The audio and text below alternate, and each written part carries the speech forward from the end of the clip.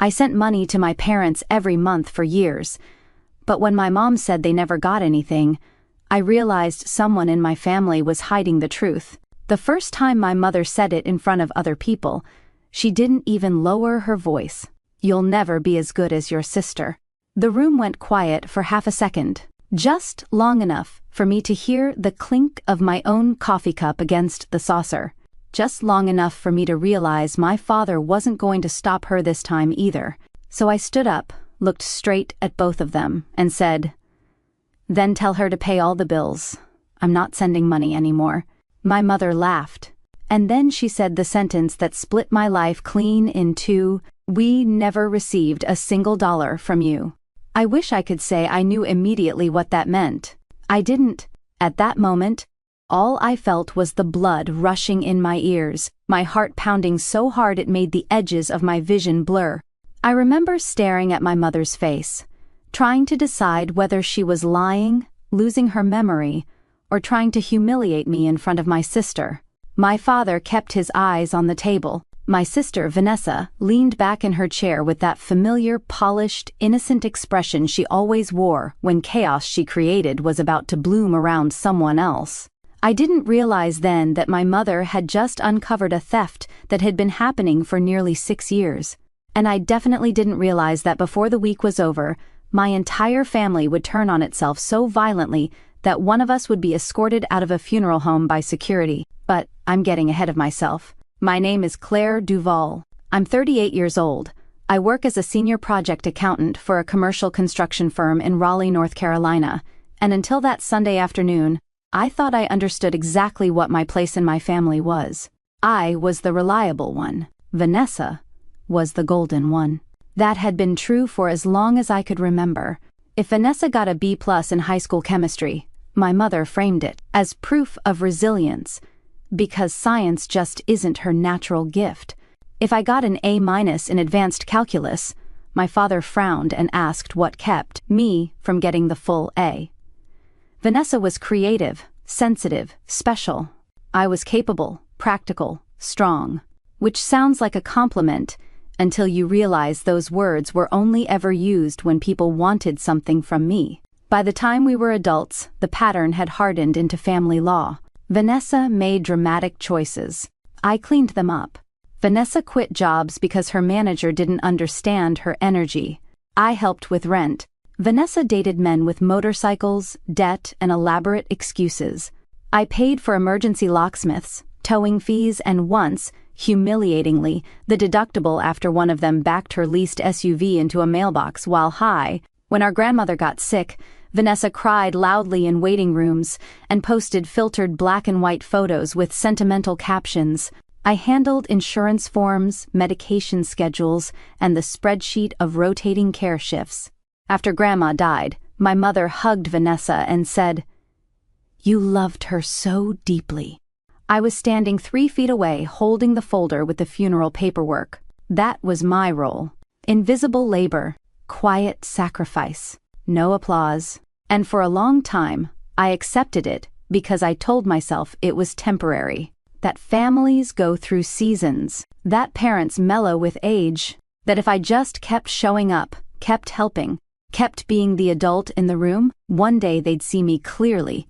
People who grow up hungry for love become experts at surviving on crumbs. When I was 27, I moved 2 hours away for work. Not across the country, not even far enough for the distance to be a real excuse, but it was enough to give me my own rent, my own grocery bills, my own life. Enough to understand, for the first time, how quiet peace could be. That same year, Dad had his first minor stroke. It scared all of us, especially because he'd always been the stable center of the family, even if he was a silent one. He recovered well physically, but afterward he became anxious about money in a way I'd never seen before. My mother called me crying one night, saying the mortgage was tight, prescriptions were expensive, the house needed repairs, and Vanessa was trying her best, but had 2 small children and so much on her plate.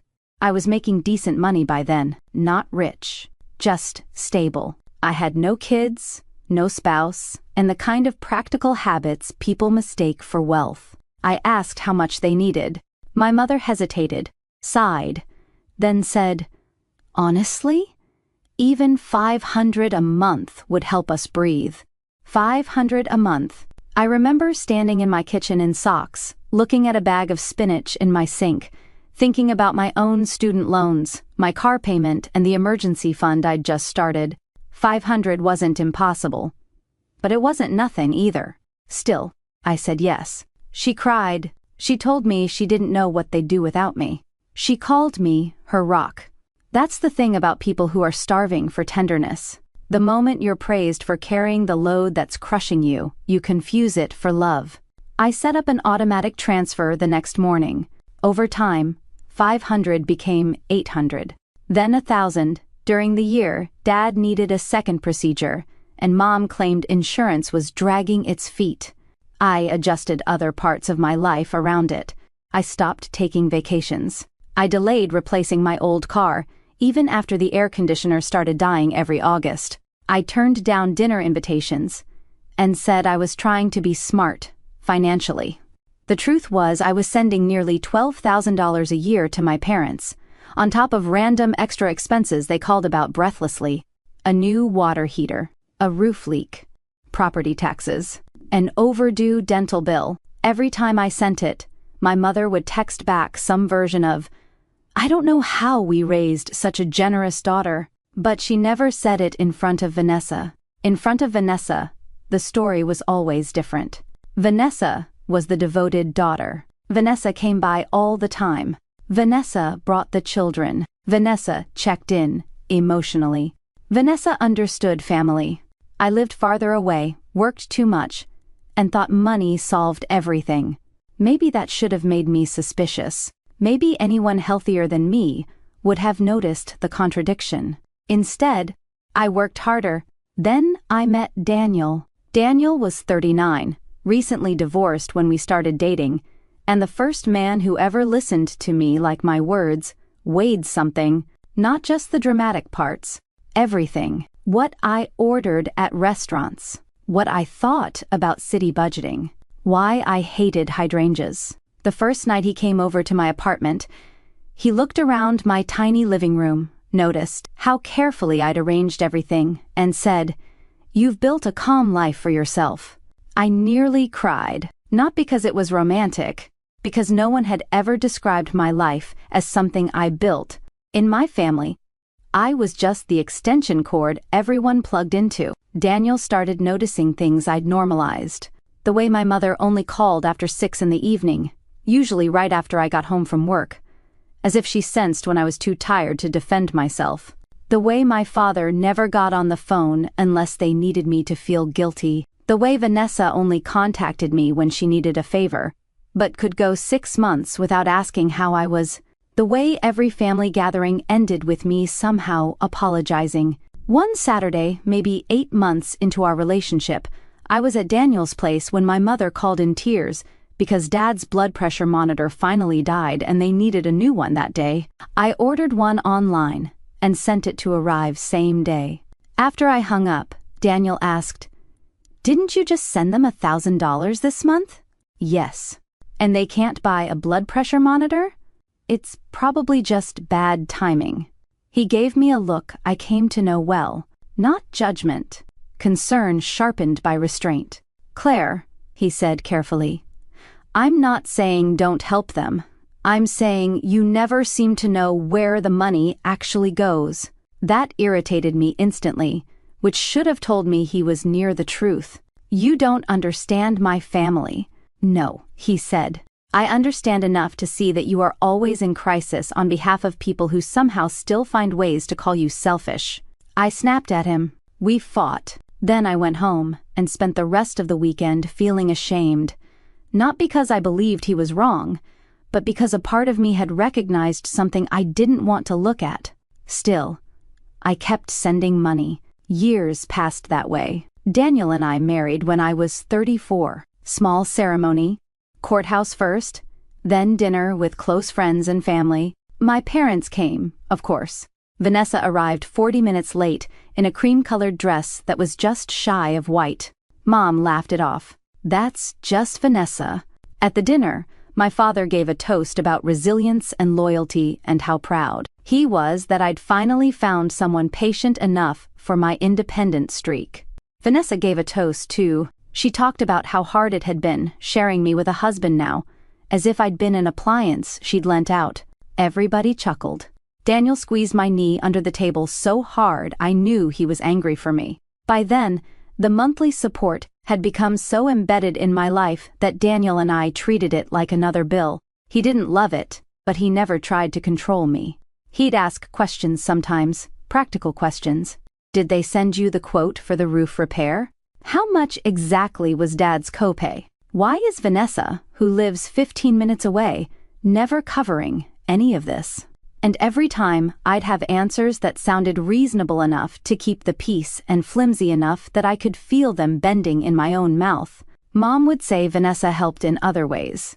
Mom would say Vanessa had the kids. Mom would say Vanessa's husband, Brent, was between opportunities again. Mom would say, "Not everything is about numbers, Claire."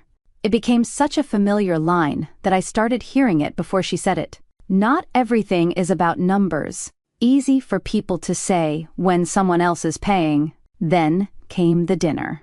It was my parents' 45th anniversary, a big family lunch at an Italian restaurant they liked because the owner knew my mother's name and always gave her free tiramisu. Daniel couldn't come because he was out of town for a supplier conference, so I drove down alone with a wrapped gift and a quiet headache already forming behind my left eye. The gathering was exactly what these events always were. Cousins I barely saw. Aunts who specialized in whispering while pretending not to. Grandchildren running underfoot. And my mother in the center of it all wearing approval like a crown. Vanessa arrived 20 minutes late, in a fitted emerald dress and large sunglasses despite being indoors, kissed the air near everyone's face, and handed my mother a framed photo collage of the kids. My gift was an envelope with a weekend inn reservation for my parents in Asheville. Paid in full. Guess which one got tears? We hadn't even ordered appetizers before the comparisons started. Vanessa had recently launched some kind of online boutique selling elevated seasonal home pieces, which turned out to be heavily marked up candles, ceramic pumpkins, and throw blankets she sourced from wholesalers. My mother talked about it like Vanessa had founded a tech company. She's just fearless, Mom said, smiling around the table. She takes risks. She goes after what she wants. I sipped water. Then my Aunt Lorraine asked me how work was, and before I could answer, Mom said, "Oh, Claire's the same as always. Busy, busy, busy. She thinks if she works hard enough, the world will clap." A few people laughed. I felt my neck go hot. My job's going well, actually. We closed the Franklin account last month, so... Vanessa interrupted. Claire's always been the ambitious one. I could never live to work like that. The way she said it made it sound dirty, hard, grasping, joyless. And because my family had been practicing this choreography all our lives, everyone fell into step. Mom sighed. Some people are just built for warmth. Some are built for productivity. I set my glass down. I should tell you this. By that point, I had paid for Dad's medication for almost 6 years. I had covered emergency house repairs. I had sent birthday money for both Vanessa's children more than once because Vanessa forgot.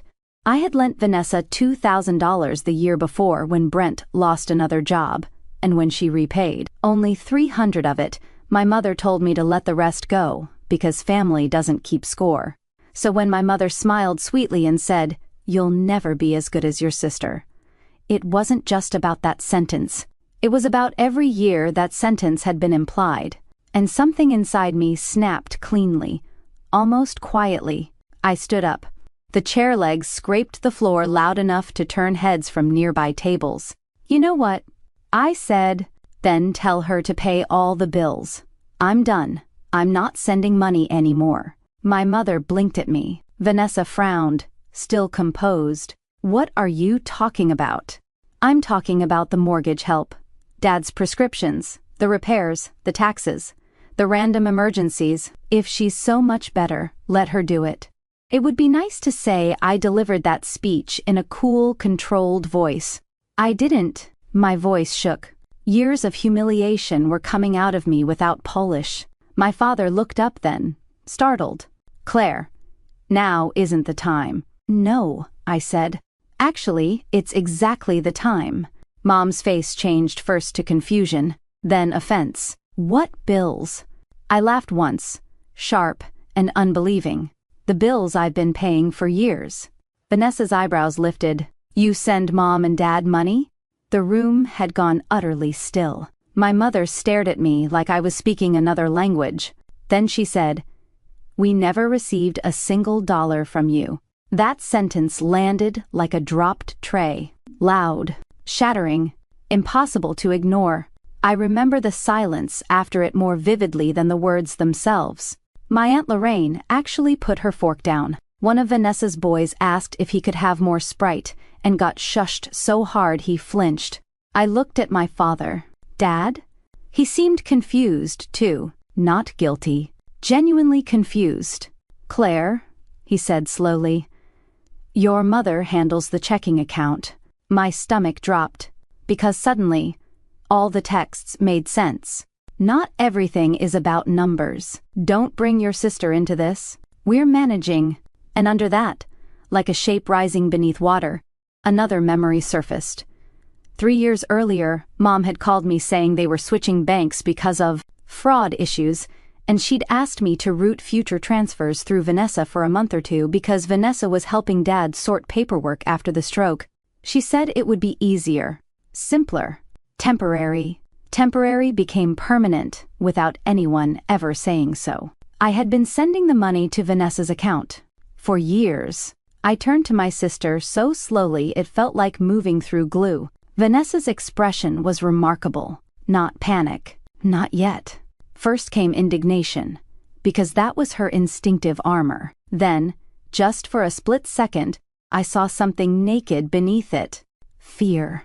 "Claire," she said carefully, "you know I've always helped Mom and Dad. Sometimes funds get mixed with... Did you steal it?" Gasps around the table. Mom made a horrified sound. "Claire." "But I wasn't looking at her. Did you steal the money I sent for them?" Vanessa's chin lifted. "Do not use that word." "Why not? Is there a better one?" She pushed back her chair. "I have covered things for this family that you know nothing about." "Then this should be easy," I said. "Tell them right now how much I sent and where it went." Vanessa looked at my mother, not me. Classic Vanessa. Search for rescue from the authority figure, not accountability from the injured one. Mom, predictably, went into triage mode. "We are not doing this here." "No," I said. "We're doing it exactly here. Because you all had no problem insulting me exactly here." My father rubbed a hand over his mouth. He looked older than I'd ever seen him. "Vanessa," he said, voice low, "answered the question." She crossed her arms. "I'm not being ambushed in a restaurant like some criminal." There it was. Not denial, not surprise. Just outrage at the setting. I felt cold all over. "How much?" I asked again. She said nothing. My mother stood. "That's enough." Something in her tone made the old reflex rise in me. Sit down, be good, apologize, smooth it over. For one dangerous moment, I nearly obeyed it. Then I thought of every transfer confirmation. Every night I'd reheated leftovers instead of going out. Every hour of overtime. Every time Daniel had asked if I was sure. Every time my mother called Vanessa generous while I funded the life they were praising her for. I picked up my purse. "You have 24 hours, I said, looking at Vanessa. Then I start pulling statements. Vanessa scoffed. "Oh, please. Be as dramatic as you want." I leaned in just enough for only our table to hear me. "I'm done protecting you from the consequences of your own life." Then I walked out. In the parking lot, my hands shook so badly I couldn't unlock my car on the first try. I sat behind the wheel for 10 minutes without starting the engine. My phone buzzed 3 times in a row. First from Mom, then Vanessa, then Mom again. I ignored all of them and called Daniel. He picked up on the second ring. "Hey, you okay?" "No," I said, and my voice cracked on the single syllable. He went quiet in that alert way he had when something serious happened. "Talk to me." So I did. I told him everything in one breathless, disbelieving rush. The comparison, my outburst, my mother's sentence, the transfers to Vanessa's account, the look on her face. Daniel didn't speak for several seconds. Then he said, very evenly, "Come home. Do not answer any of them yet. We're pulling every record tonight." It sounds like a small word. It isn't. Sometimes it's the difference between drowning and being dragged back to shore. By the time I got home, Daniel had already opened his laptop at the dining table. He had legal pads out, pens lined up, and that calm, concentrated expression that always made me feel like chaos could still be organized. "Sit," he said gently. For the next 4 hours, we went through 6 years of statements. At first, it was mechanical. Search email confirmations, cross-reference bank transfers, copy dates and amounts, build a spreadsheet. But as the numbers grew, so did the horror. 500, 500, 800, 1,000, 1,200 for roof repair, 900 for medication shortfall, 1,500 for property tax emergency, 300 here, 600 there, holiday extras, birthday extras, a temporary transfer during Brent's unemployment, a small bridge, while Dad's cardiology bill processed. By midnight, the total was $68,430. I stared at the number until it stopped looking real. $68,430, more than the down payment we'd nearly put on a larger house before deciding to wait, more than my remaining student loan balance at the time, more than the car I kept patching together, because other priorities came first. Daniel blew out a breath and sat back. "Claire," I looked at him, "this is theft." I wanted him to be wrong. Even then, even with a spreadsheet in front of me, some childish part of me still wanted there to be a softer explanation. Miscommunication, poor bookkeeping, a stupid family mess that could be sorted with tears and apologies. "Maybe she passed some of it on," I whispered. "Maybe," he said. "But your mother's reaction tells me not enough to matter." My phone had 31 unread messages by then. "Mom, I don't know why you did that today." "Mom, your father's blood pressure is through the roof." "Vanessa, I'm not being spoken to that way." "Vanessa, you have always resented me." "Mom, call me now." "Mom, this family does not deserve this humiliation." "Vanessa, some of that money was for shared family expenses." "Vanessa, also, do not threaten me." There were no messages saying, "Claire, I'm sorry." There were no messages saying, "Let me explain where the money went." There were no messages saying, "We had no idea." Just anger that I had exposed something. Daniel read over my shoulder and said, "That tells you everything." At 12:18 a.m., my father finally texted, "Dad, I did not know. Please call me tomorrow before you call anyone else." That was the message that broke me, because it was the first honest sentence of the day. I cried so hard, I had to press both palms to my eyes. Daniel came around the table and held me while I shook. I cried for the money, yes, but more than that for the years, for how desperately I had tried to buy my way into being valued, for how eagerly I had believed praise sent by text but never given in public, for how thoroughly I had trained myself to accept less. At some point, I pulled back and asked the question I'd been avoiding. "Do you think Mom knew?" Daniel didn't answer immediately. "I think," he said carefully, "your mother knew less than Vanessa, and more than she wants to admit." The next morning, I called my father first. He sounded hoarse, old, deflated. "Your mother's at church," he said. It was Monday. My mother only went to church on Mondays when she wanted sympathy without interruption. "I need you to tell me the truth," I said. He was quiet a moment. Then, about 3 years ago, Your mother said Vanessa would help manage some things because of the trouble I was having after the stroke. I let her. I didn't want to keep up with online statements and passwords and all that. Your mother said it was under control. Did you ever ask where my money was coming from? I assumed it went into the household account. You assumed. His voice thinned. I know. That answer made me angrier than a lie might have. Because my father's lifelong sin wasn't cruelty. It was abdication. He gave away the power to protect people, then acted shocked when no one had. I'm sending you the spreadsheet, I said. I want you to look at it before I talk to Mom or Vanessa. He exhaled shakily. All right. Then he said something that stunned me. Claire, your mother told people Vanessa had been helping us. I closed my eyes. I know. No, he said. I mean, she told the neighbors, my brother, people from church, anyone who asked. That settled something ugly inside me. If Mom didn't know every dollar, she knew enough to build a public narrative on top of it. She had been spending my money while giving Vanessa my credit.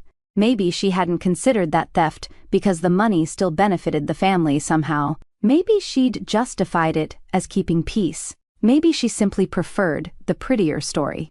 Either way, the truth had become optional to her as long as the image held. An hour later, Mom called. She didn't start with apology either. Your father didn't sleep all night. Neither did I almost said. Instead, how much did you know? That is not how you speak to your mother. The old script. Straight to authority, bypassing accountability. I'm not doing this, I said. How much did you know? She huffed. I knew Vanessa helped us process transfers when you offered. I did not scrutinize the mechanics of it because I trusted both my daughters. Did you know she was keeping the money? Claire, don't use inflammatory language. So that's a yes. It is not a yes. It is a refusal to let you turn this into a police drama. I laughed in disbelief. $68,000 is already a police drama. She went silent. That number had landed. When she spoke again, her voice had softened, which with my mother was often more dangerous than yelling. Families do not survive by punishing each other. No. They survive by not stealing from each other. You have no idea what Vanessa has been dealing with. There it is, I said softly. What? The defense. Right on cue. Because there are things you don't understand. Then tell me. Explain $68,000. She hesitated long enough that I knew whatever came next would be constructed, not remembered. Brent had setbacks. The children needed stability. Sometimes Vanessa borrowed with every intention of replacing it. I actually felt dizzy. Borrowed. Without telling me. While you all let me believe I was supporting you. Mom's voice sharpened. That money was still in the family. That sentence changed everything. I sat up straighter. Daniel, across the table pretending not to listen, while absolutely listening, looked at me and knew from my face that something irreversible had just happened. In the family, I repeated. Yes, Mom said, as if she'd found the sensible point. You act as though she bought yachts. She was trying to keep her household afloat. With money I sent for you. We all make sacrifices. No, I said quietly. I made sacrifices. You made excuses. She gasped, like I'd slapped her. Then she cried. My mother's tears once controlled every room she entered. Growing up, they were weather.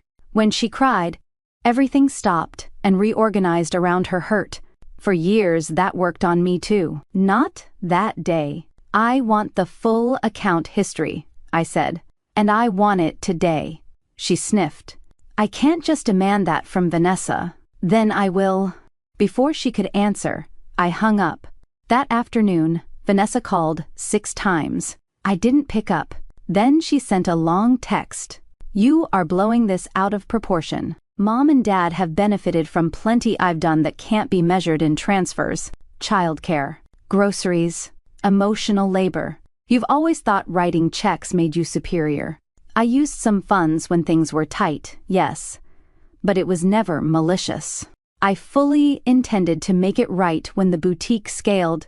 Now you've humiliated everyone and made Dad sick. I hope you're proud of yourself. I read it twice. Then, a third time. Because manipulation that practiced is almost elegant. It takes your injury, drains it of detail, and hands it back to you as selfishness. Daniel took the phone from me. "Don't answer yet," he said. "I want to tear her apart." "You will. Better when it matters." That evening, my father called again. He sounded worse. "Your mother wants to handle this privately." "Of course she did. And you?" A long pause. "I want the truth." "Then get in the car and come here," I said. "Without Mom. Without Vanessa." He did that more than anything, told me how serious this had become. My father never defied my mother in ordinary circumstances, but at 7:30 that night, he pulled into our driveway alone, shoulders caved in, carrying a manila folder and looking like he'd aged 10 years in a day. I made coffee. Daniel sat with us for the first 20 minutes, just enough to anchor the conversation, then excused himself to the den to give us privacy while staying close. Dad opened the folder. Inside were old paper statements, property tax notices, medical bills, and a few handwritten notes in Mom's looping script. He placed them on the table carefully, like evidence in a case neither of us wanted. "I found these in the desk," he said. "Your mother keeps saying Vanessa always planned to settle things. Settle them with what?" He didn't answer. I took a breath. "Dad, I need you to be honest with me, even if it makes you look bad." He nodded once. "Did you know Vanessa and Brent were in financial trouble?" His mouth tightened. I knew Brent had credit card issues. I didn't know how bad. How bad was it? He rubbed his forehead. 2 years ago, there was talk of bankruptcy. I stared at him. "And no one thought to mention that while routing my money through her account?" He closed his eyes briefly. "Your mother said it would shame Vanessa unnecessarily." That was my mother's philosophy in one sentence. Shame must be prevented for the favored child, even if truth has to be strangled to do it. We spent 3 hours going through everything Dad brought. It became clear fast that my parents had not received most of the major transfers I'd sent. Some utility bills had been paid late. Dad's prescription receipts showed gaps that lined up with the exact months I'd sent emergency help. The roof estimate Mom had quoted me was real, but the contractor invoice was never fully paid until much later, using money from Dad's small retirement distribution, which meant my mother had asked me for funds in my father's name, accepted them through Vanessa, then let the household struggle anyway while the money disappeared into my sister's life. At one point, Dad put both hands over his face and said, "I don't understand how it got this far." I did, because one person lies, one person looks away, and one person keeps sacrificing because she's terrified that saying no will make her unlovable. That's how. Before Dad left, I asked him one more question. If I hadn't spoken up at dinner, would anyone have ever told me? He looked at me for so long that his silence became the answer. The next 48 hours were war. Mom called every relative likely to hear my version first. I know because by Tuesday evening I'd received messages from 2 aunts, a cousin, and even my mother's friend Patricia from church, all with variations of the same poisonous script. Families shouldn't air private matters. Vanessa is under enormous pressure. Your mother is heartbroken. Maybe there's been a misunderstanding. One aunt even wrote, "Your sister says some of the money was basically a gift." Basically, a gift. That phrase made me laugh so hard I scared myself. I responded to no one except Aunt Lorraine, the only relative who'd looked horrified at dinner instead of entertained. To her, I sent one screenshot, part of the spreadsheet with dates, amounts, and notes. 2 minutes later she replied, "My God, I'm sorry, that was all. It was enough." Vanessa, meanwhile, escalated from defensive to theatrical. She posted a quote on social media about being attacked by those who project their own bitterness, then another about surviving narcissistic family systems. I would have found it funny if it weren't so familiar. My sister weaponized therapy language, the way some people use expensive perfume, liberally and mostly to cover rot. Then Brent called. I had not expected that. Brent and I had never been close. He was the kind of man who always seemed half a step away from a fresh excuse, charming when sober, belligerent when cornered, and permanently convinced bad luck was a unique burden placed on him by an unjust universe. He called Wednesday morning at 9:12. "Claire," he said without greeting, "we need to calm this down." You know what I mean. "No, Brent, I really don't." He sighed like I was being unreasonable. "Look, Vanessa made some choices under stress. You're acting like she ran a Ponzi scheme." I almost admired the audacity. "How much do you know?" "I know enough to say legal threats would tear this family apart." I leaned back in my chair. "So there is something to be threatened over. Don't do that lawyer crap with me. I'm an accountant, Brent, not a lawyer. But I can still add." He lowered his voice. "Listen. We can work out a repayment plan." There it was. Not innocence. A plan. My pulse quickened. "How much?" "What? How much did you take?" He went quiet a beat too long. "Brent," he snapped, "you are sending money into a family support stream. Sometimes needs shifted. That's life." Family support stream. I actually wrote the phrase down after the call because I wanted to remember exactly how people sound when they know they're guilty and decide language is their last hiding place. "I want numbers by tonight," I said, "and I want them in writing." He laughed bitterly. "You've always loved paperwork." "Yes," I said. "It makes lying harder." Then I hung up. That night, Daniel and I met with a lawyer friend of his named Melissa.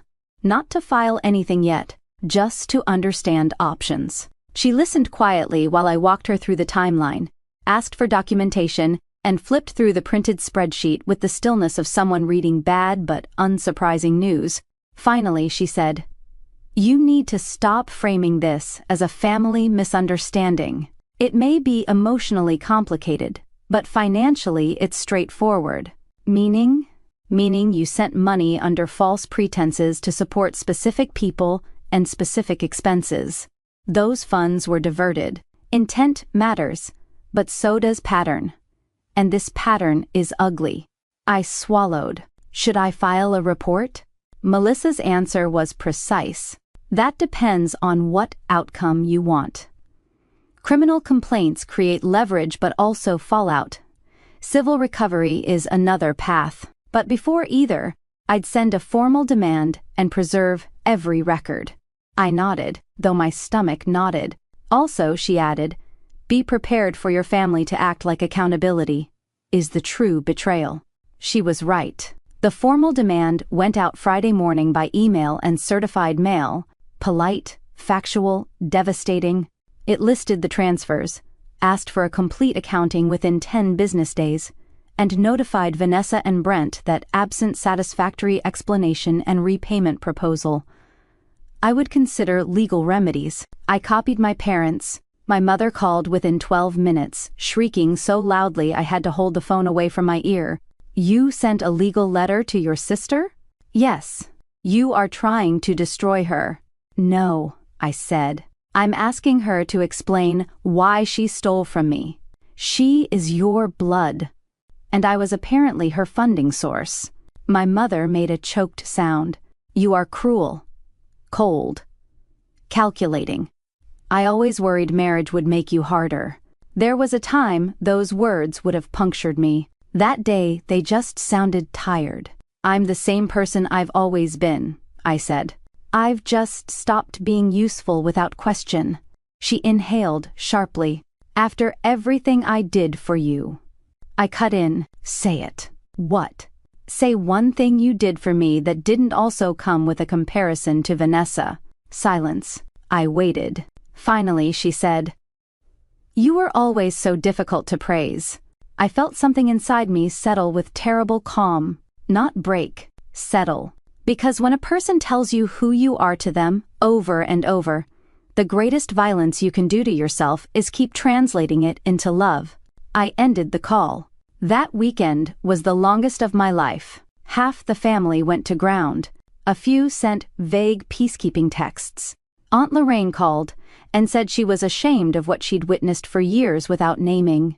My cousin Jenna admitted quietly that my mother often told people I was financially comfortable because I only think about myself. That one stunned me more than I expected.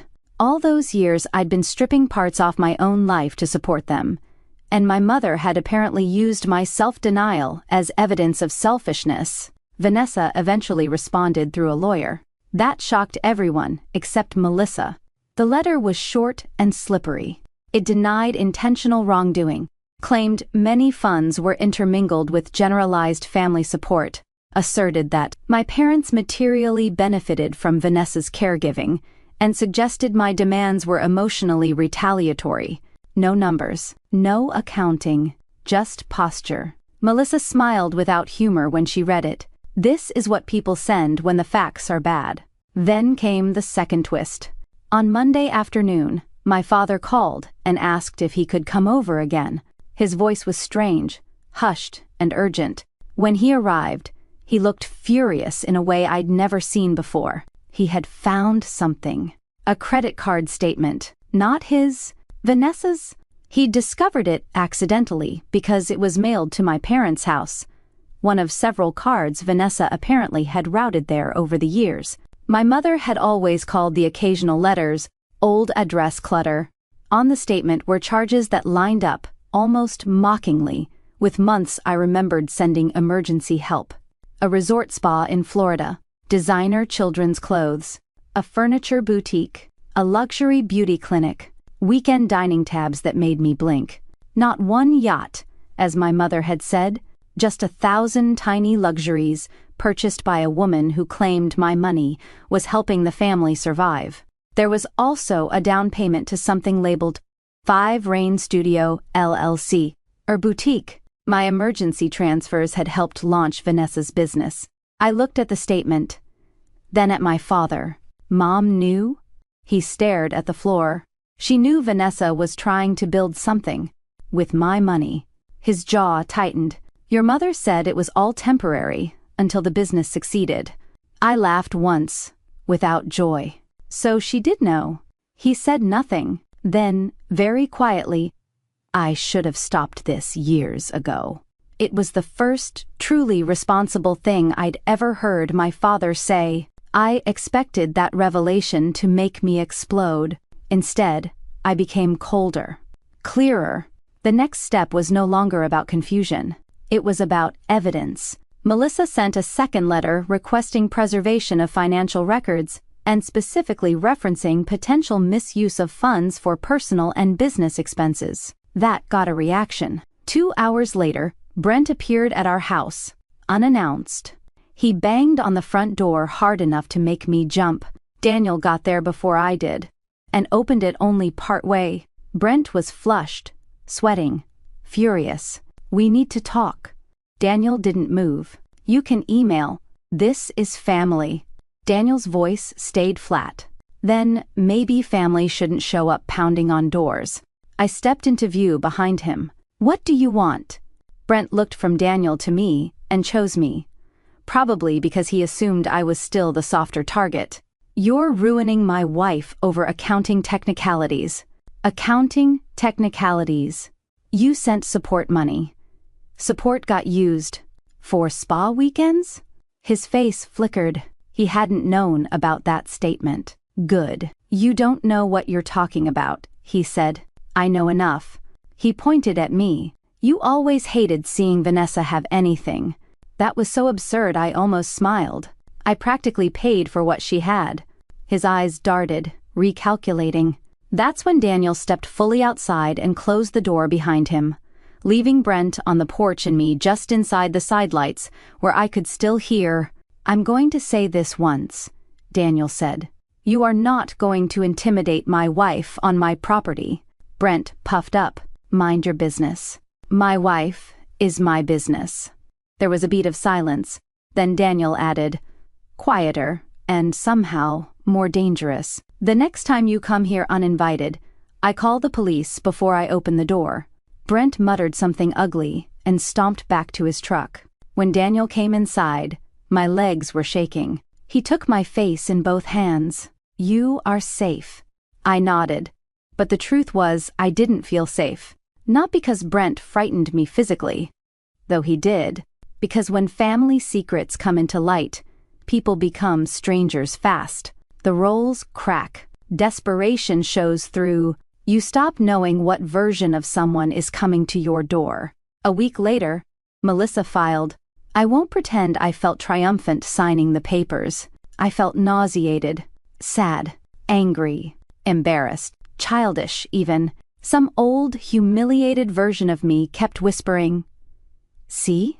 This is why they called you cold. You'll always be the hard one." But another voice, newer and steadier, answered, "Hard is not the same as wrong." Once the filing became real, the family split openly. Aunt Lorraine and cousin Jenna supported me quietly.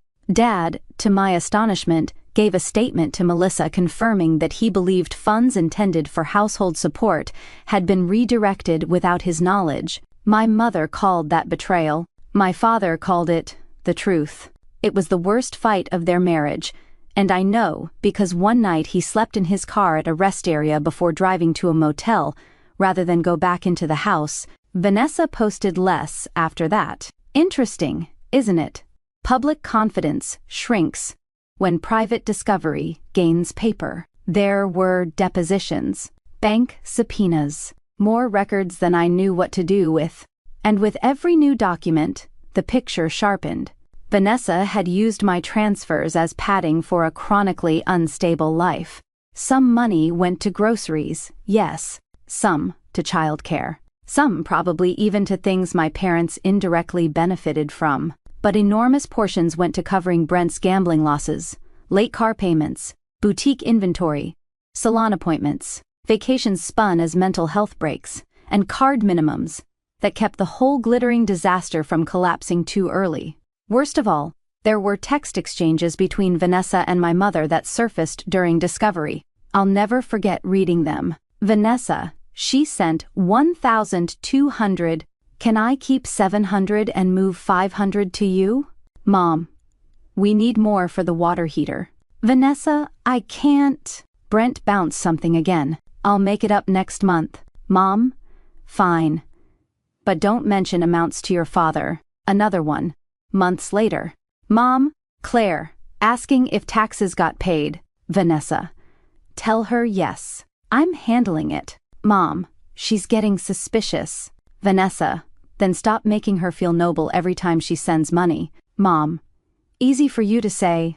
I sat in Melissa's office, holding those printouts so tightly they crumpled. There it was, not just theft, not just favoritism, coordination. My mother had known, maybe not every dollar, every month, but enough, more than enough. Enough to lie repeatedly, enough to shape the narrative, enough to use me. I don't remember much of the drive home that day. Daniel says I came in, set my bag down, and stood in the kitchen without moving for almost 5 full minutes. Then I said, "She knew." He didn't ask how much. He didn't soften it. He just came to me and said, "I know." That night, I did something I should have done years earlier. I blocked my mother. Not forever, I told myself then, just until the case moved forward. But even as I did it, I knew something much bigger had ended. The mediation was scheduled for early September. By then, nearly 4 months had passed since the anniversary dinner. The story had traveled through the family like smoke, distorted, dramatized, denied, revived. In some versions, I was suing my sister over gift money. In others, Vanessa had had a temporary accounting error. In one especially creative rumor, Daniel had manipulated me into turning against my family because he wanted my inheritance, which would have been funny if my parents had possessed anything substantial to inherit. The truth was simpler and uglier. A family had built itself around one daughter's usefulness and the other daughter's fragility, until the fragile one learned she could devour without consequence, and the useful one forgot she was allowed to bleed. Mediation took place in a beige office building with stale coffee and 2 bright lights. Vanessa arrived in a cream pantsuit and pearls, looking like wealth itself had put on lipstick. Brent looked rumpled and mean. My mother came with them, though technically she was only a witness. My father came separately and sat near me. Seeing us all in one place again made me feel 11 years old and 40 all at once. Vanessa didn't look at me. That hurt more than open hostility would have. When the sessions began, the numbers did what numbers do. They stripped emotion of camouflage. The records were worse than Vanessa's lawyer had hoped, and better than mine had feared. There was no clean way to explain years of diversion, false pretenses, and personal spending patterns that overlapped suspiciously with my transfers. After 6 exhausting hours, Vanessa agreed to a structured repayment, partial liquidation of boutique inventory, and transfer of ownership of certain business assets into a recovery arrangement. It didn't cover everything. It never could. Money has edges. Betrayal seeps. But that wasn't the real payoff. The real payoff came during a break, in the hallway outside the conference rooms. My mother cornered me by the vending machines. Even then, even after documents, statements, and legal reality had shredded her favorite story, she opened with outrage. "You have humiliated this family beyond repair." I turned slowly to face her. For once, no restaurant, no relatives, no audience to manage, just fluorescent lights and the stink of stale chips. "You did that," I said. Her face hardened. "I was protecting all of you." "No. You were protecting the version of reality that let you keep loving Vanessa the way you wanted to." She recoiled. "How dare you? How dare I?" "Mom, I sent you money for years. I believed you. I believed you needed help. And while I worked overtime and postponed my own life, you let her use me." Tears sprang to her eyes, sudden and practiced. "You always make me the villain." I laughed, exhausted. "No. I spent my whole life making excuses so you wouldn't be one." That landed. She actually stepped back. Then she whispered the truest thing she ever said to me. "You were easier." I stared at her. She kept going, as if some dam had finally cracked, and she no longer knew how to stop. "You were always easier." Vanessa needed more. She broke faster, she hurt louder. You kept going. You were capable. You could survive things. You thought I'd survive being used too." Her mouth trembled, and there it was. No denial, no noble spin, just the brutal selfish arithmetic of a parent who sacrifices the stronger child because she assumes strength is endless. I wanted to scream at her. I wanted to collapse. Instead, I just nodded once. "Thank you," I said. She looked confused. For what? For finally saying it plainly. Then I walked back into the mediation room and left her in the hallway alone. You would think that would be the emotional climax. It wasn't. 3 weeks later, my grandmother's sister, Aunt Eloise, the last of that generation, passed away. She had been 92, sharp-tongued, observant, and one of the only older relatives who'd ever looked at me with something like recognition. She wasn't close enough to rewrite my childhood, but she had a way of pressing folded cash into my palm when I was young and saying, "Don't let them make a workhorse out of you." At the time, I thought she meant chores. The visitation was held on a Thursday evening at a funeral home in Durham. I considered not going.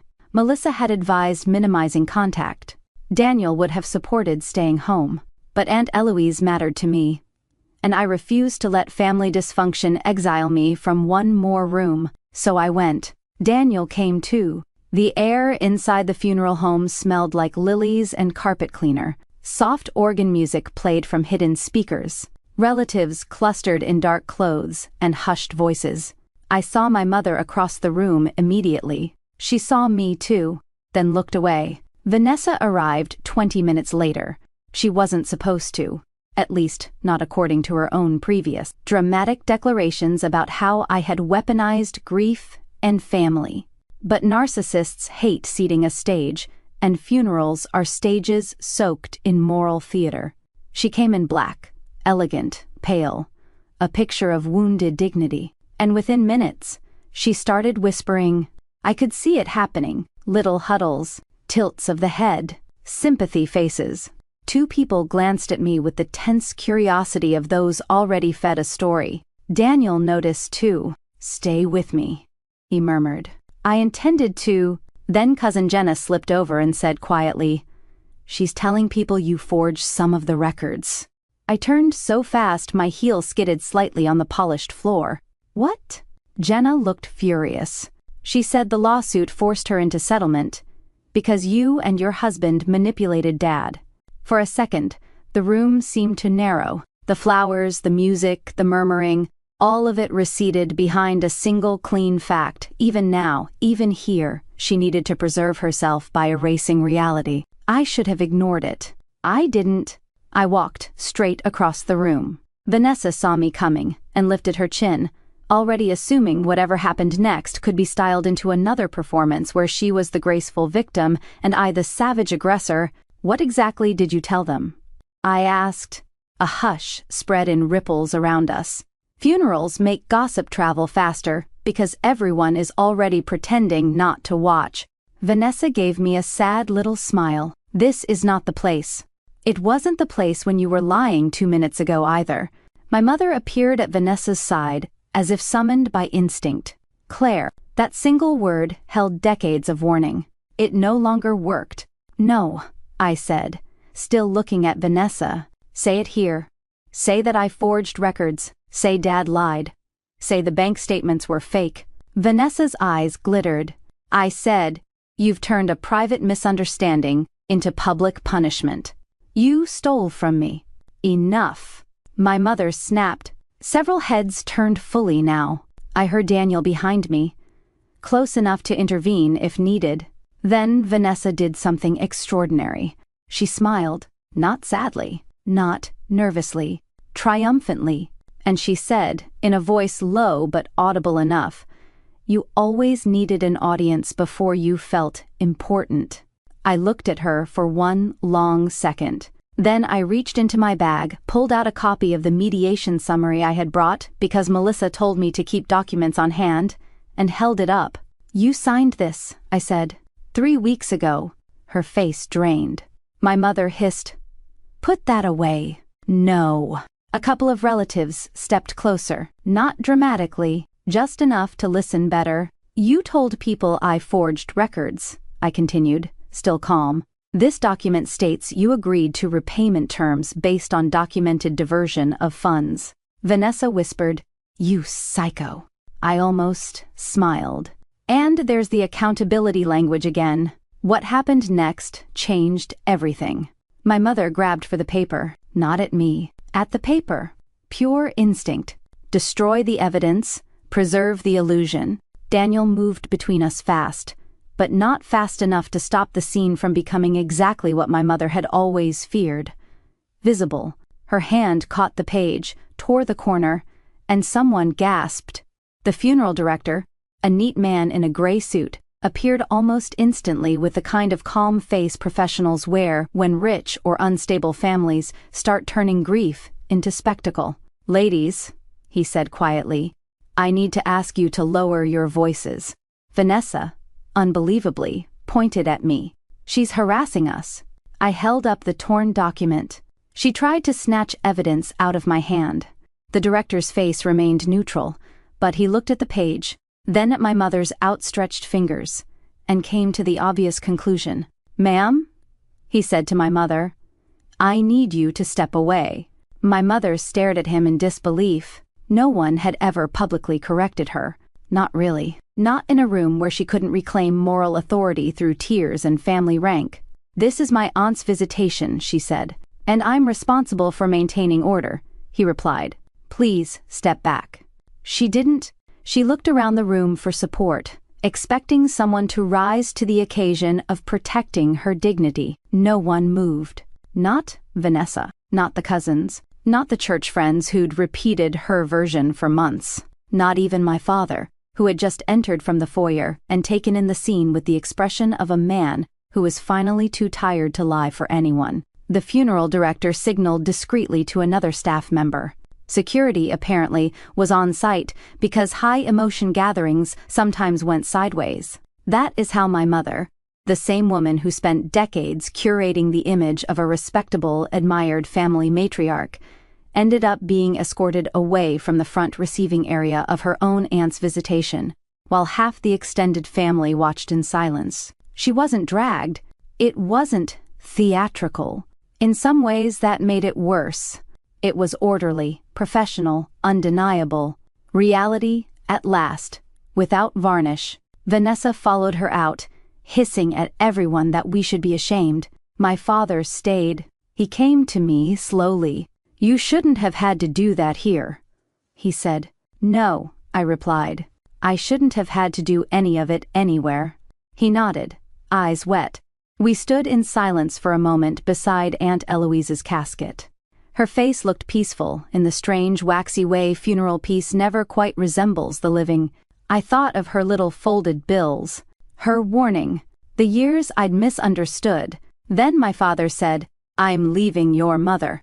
I turned to him sharply. He looked almost embarrassed by the truth. "I've been staying in motels half the week. I signed a lease this morning." That was the third twist, and in some ways the saddest. Not because their marriage was worth saving, because I realized how many years he had also spent inside the same system, just with a different flavor of cowardice. He had chosen peace over truth until there was no peace left to choose. I didn't congratulate him. I just said, "I hope you mean it." "I do," and he did. The months after that were quieter than I expected, and lonelier than I thought possible. When you spend your whole life in a family role, even a painful one, losing it feels like vertigo. I had spent decades being the helper, the workhorse, the tolerated practical daughter. Once I stopped, the silence where those demands used to be felt unnatural. Some mornings I still half expected a manipulative text about a bill or crisis. Sometimes my hand reached for my phone before my mind caught up. Repayment began slowly. Not enough. Not elegant, but legally enforceable. Vanessa sold much of the boutique inventory. Brent took a job with his brother-in-law's logistics company after his own options narrowed. They downsized out of the house they'd been pretending they could afford. My mother moved in with Vanessa for a while, which from everything cousin Jenna later told me, was a special kind of hell none of them had anticipated. It turns out the golden child glows less brightly when there's no invisible sister bankrolling the wattage. Dad moved into a small one-bedroom apartment near a lake path and started learning how to handle his own banking. The first time he logged into his own account without help, he called me sounding absurdly proud. I laughed, despite myself. Healing can be humiliatingly small at first. As for me, I went to therapy, not the performative kind my sister quoted online, the real kind, the sit in a chair and admit how hungry you've always been kind. The kind where a woman with kind eyes and devastating pattern recognition says things like, "You learned that being needed was the safest available substitute for being loved." I hated her for that one, because it was true. I told her stories I'd never properly named before, about being 14 and staying up until 1 a.m., making cupcakes for Vanessa's bake sale because she forgot, then hearing Mom praise Vanessa's thoughtfulness at school the next day, about paying part of Vanessa's community college tuition from my campus bookstore wages because Dad's overtime got cut, and being told not to mention it because it would embarrass her, about every holiday where my gifts were practical and hers were celebrated, about how I learned early that competence makes adults lean on you and resent you in the same breath. My therapist asked, "When did you first realize you were expected to absorb what others would not?" I laughed, then cried, because I didn't have a date. It was the climate of my childhood, not a single storm. Daniel was steady through all of it. Patient in the way that doesn't infantilize. Protective, without becoming controlling. One night, maybe 6 months after the anniversary dinner, we were sitting on the back patio eating takeout Chinese from the cartons because neither of us felt like plates. The air smelled like rain. I had just told him I felt guilty for how much calmer my life had become. He looked at me and said, Peace will feel wrong for a while, because you were trained to confuse calm with abandonment. I set my chopsticks down. You and my therapist should start charging by the wound. He smiled a little. I'm serious. I know. Then I asked the question that still haunted me sometimes. Do you think I was stupid? He frowned. For what? For not seeing it sooner. His answer came instantly. No. You were loyal in an environment that punished clear sight. I think about that sentence a lot, because people love to ask why victims don't notice sooner, why scapegoats keep giving, why the practical child stays practical long after the arrangement turns cruel. But family systems are not scams built overnight. They are cathedrals of repetition. You are born inside them. By the time you're old enough to question the stained glass, you've already been taught it's sacred. The first holiday I skipped was Thanksgiving. My mother sent one email from a new address because I'd blocked the old ones. Subject line: Families belong together. The body was 3 paragraphs of martyrdom, selective memory, and one line that nearly made me choke on my coffee. No mother is perfect, but I hope one day you remember all the love behind my mistakes. I didn't reply. Instead, Daniel and I rented a cabin 2 hours west with a fireplace, bad cell service, and a deck overlooking a river that made everything in my body unclench. We bought too much food, forgot cranberry sauce, and spent half of Thanksgiving afternoon hiking in old boots through cold air so clean it felt medicinal. That evening, as the light turned blue over the trees, Daniel handed me a mug of tea and asked, "What does freedom feel like today?" I thought about it. Quiet, I said, a little sad. Very expensive. Completely worth it. He raised his mug. Too expensive freedom. I clinked mine against it. Too expensive freedom. Christmas was harder. Grief likes holidays because it can dress as nostalgia.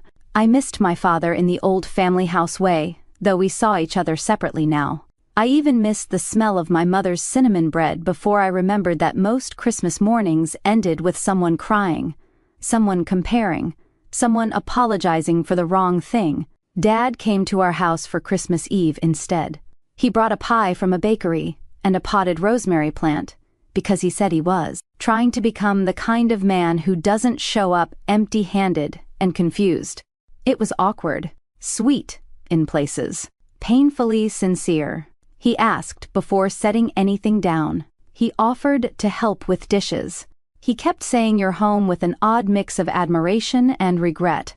At one point, he stood in our kitchen, watching Daniel baste a roast chicken, and said quietly to me, "I didn't know normal could sound this peaceful." I almost said, "It always could have." But sometimes mercy is telling the truth by not sharpening it further. So I just answered, "Me neither." The next spring, a full year after the anniversary dinner, the final repayment order was formalized. With interest and asset recovery, I would eventually recover a significant portion of what was taken. Not all, enough to matter. Melissa called with the finalized terms while I was at work. When I hung up, I expected some cinematic rush of victory. Instead, I sat at my desk and stared at the blue glow of my monitor while the office hummed around me. Printers, phones, distant laughter from the break room. Regular life, continuing. Justice, when it finally arrives, is often quieter than revenge fantasies promise. More administrative, more precise. Then, slowly, I smiled. Because it wasn't really about the money anymore. It was about the record. The truth existed somewhere official now. Somewhere outside family myth. It had been named, documented, enforced. You would be amazed how healing it is when gaslighting collides with paperwork. That evening, Daniel took me to dinner at a small restaurant downtown with brick walls and candlelight, and the kind of servers who never hover. Halfway through dessert, he reached across the table and said, "You know what I'm proudest of?" "What?" "You stopped auditioning for love." I laughed softly, then felt tears surprise me, because that was exactly it. For most of my life, I had performed usefulness, in hopes of eventually being chosen. I had thought if I was generous enough, stable enough, forgiving enough, tireless enough, someone would finally look at me without comparison and say, "There you are. We see you. You were enough all along." Instead, I found something better. I learned to say it to myself. That summer, I got a letter, a real letter, handwritten, from my mother. I recognized the envelope immediately and almost threw it away unopened. Then curiosity, or maybe an old reflex, won. Inside was 4 pages of careful script. There was no full apology. There never would be. My mother was constitutionally incapable of entering a room without smuggling in justification. But there were fragments. I did not understand how much resentment had built. I thought helping Vanessa was temporary. I relied on your strength too much. I was wrong to let appearances matter more than clarity. The closest she came to truth was in the final paragraph. I see now that I asked you to carry what I would not ask of her, and then I punished you for carrying it well. I read that sentence 5 times. Then I put the letter back in the envelope and sat very still. My therapist later asked, "Did it give you closure?" "No," I said, "but it gave me accuracy." And sometimes accuracy is the only mercy available. I did not reconcile with my mother that year. Or the next. I saw Vanessa once by accident in a pharmacy parking lot. She was loading paper towels into the back of a smaller, cheaper SUV than the one she used to drive. She saw me too. For a second, neither of us moved. She looked older, not aged badly, exactly. Just stripped of the soft focus effect that constant rescuing gives people. Consequences had put angles on her. I wondered if she would come over, apologize, sneer, pretend. Instead, she closed the trunk and said, "You really got what you wanted." It was such a revealing sentence that I almost thanked her. "No," I said. "I got what was true." She rolled her eyes, but not convincingly. "You always think you're righteous." I shook my head. "No. I just finally stopped agreeing to be used." She stared at me a moment, lips thinning. Then she said the thing I think she'd believed her whole life. "You could afford it." There it was. Her theology. My capacity as consent. My stability as public property. My competence as justification for exploitation. I looked at her and felt, to my own surprise, not rage, just distance. I could afford kindness, I said, not betrayal. Then I got in my car and drove away. The real ending, if stories like this have real endings, happened on an ordinary Tuesday, not in court, not at a funeral, not during some dramatic family showdown, just a Tuesday. I was at home paying bills online. Electric, water, mortgage, contributions to savings, the small, predictable architecture of adult life. Daniel was upstairs on a work call. Rain ticked softly against the windows. When I clicked submit on the last payment, I sat back and laughed. A year earlier, paying bills had been tangled up with resentment, secrecy, and fear. Now it was just math. Honest math. My household. My choices. My peace. My phone buzzed. For one ridiculous second, old dread flashed through me. Then I looked. It was a text from Dad. Walked 2 miles today. Didn't get lost. Proud of myself. I smiled and typed back, "As you should be." A minute later, another text came in. This one from an unknown number. I almost ignored it. Then I opened it. It was my mother. Just one line.